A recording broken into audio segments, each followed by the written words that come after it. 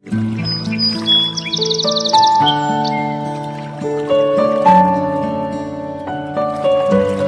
नमस्कार। आज मैं जिस औषध के बारे में जानकारी दे रहा हूँ वह औषध है पुनर्नवा, जिसे अपनी भाषा में साटा के नाम से भी जानते हैं। दोस्तों पुनर्नवा सभी जगह पर पाई जाने वाली 2 से 3 फीट लंबा क्षुप होता है। इसके 2 प्रकार होते हैं, एक सफेद पुनर्नवा और दूसरा लाल पुनर्नवा, जिसे रक्त पुनर्नवा के नाम से जानते हैं। सफेद पुनर्नवा के पत्ते चिकने, दलदार और रस वाले पत्ते होते हैं और इसी तरह लाल पुनर्नवा के पत्ते छोटे पत्ते होते हैं और लाल पुनर्नवा की शाखाएं जो होती हैं वो मजबूत शाखाएं होती है। यदि अपन देखें तो इसकी जड़ और इसके पत्तों का चूर्ण बनाकर या फिर रस निकालकर या फिर क्वाथ बनाकर औषध के रूप में प्रयोग किया जाता है।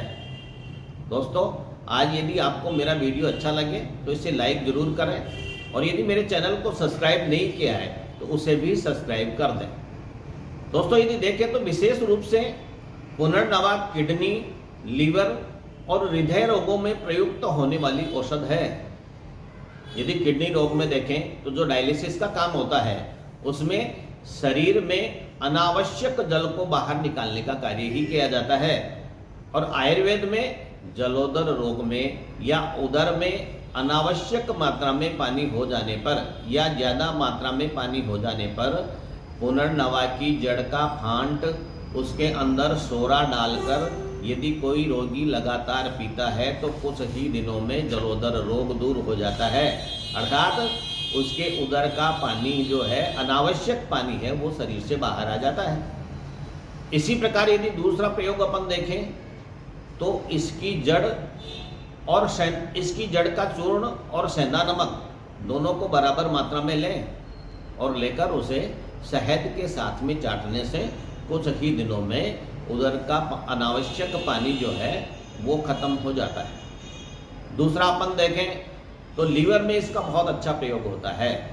यकृत दौर्बल्य के कारण शरीर में कहीं पर भी सूजन आने लग जाती है और शौथ रोग में इसका विशेष प्रयोग किया जाता है। सारे शरीर में किसी भी अंग में सूजन आ जाने पर इसकी जड़ का स्वरस निकालकर उसे सेवन करवाएं या फिर इसके चूर्ण में लोह मिलाकर यदि इसका सेवन कोई रोगी लगातार करता है तो निश्चित रूप से कुछ ही दिनों में उसके शरीर की सूजन खत्म हो जाती है। तीसरा रोग अपन देखें तो हृदय रोग में अच्छे तरीके से यदि इसका क्रिया देखी जाए तो हृदय रोगों में इसकी क्रिया स्पष्ट है। हृदय रोग में हृदय में संकुचन की क्रिया को बढ़ाने का कार्य पुनर्नवा करती है। धमनियों में रक्त का प्रवाह तेज होने लग जाता है और उससे रक्त का दबाव बढ़ने लग जाता है तो हृदय दौर्बल्य के जितने भी रोगी होते हैं उनमें पुनर्नवा का प्रयोग अमृत के समान होता है।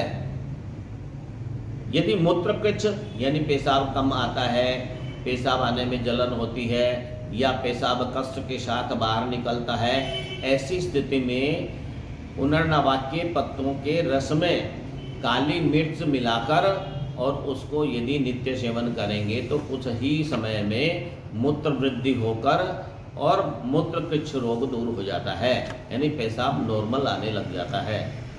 एक अच्छी चिकित्सा है सफेद पुनर्नवा की जड़ की छाल का चूर्ण यदि गाय के दूध के साथ में कोई भी मनुष्य 6 महीने तक लगातार लेता है तो वह मनुष्य दीर्घायु हो जाता है और उसका बुढ़ापा भी दूर हो जाता है। शरीर में बाएंटे आने पर, हाथ पैरों में कई रोगियों के बाएंटे आने लग जाते हैं, ऐसी स्थिति में पुनर्नवा की जड़ का 20 से लेकर 50 ग्राम क्वाथ बनाकर और उसे यदि कुछ समय तक पिलाया जाए तो निश्चित रूप से उसके बाएंटे आने खत्म हो जाते हैं। नेत्र रोगों में पुनर्नवा का बहुत अच्छा प्रयोग होता है, जैसे कि पुनर्नवा की जड़ को घी के साथ में घिसकर और उसे आँख में आंजने पर आँखों में जो फुल्ली उत्पन्न हो जाती है, जिसे कैटरेक्ट के नाम से जानते हैं, वो भी कटने लग जाता है। यदि इसकी जड़ को शहद के साथ में मिलाकर और यदि आँख में आंजा जाए या आँख में लगाया जाए तो आँख की लालिमा दूर हो जाती है।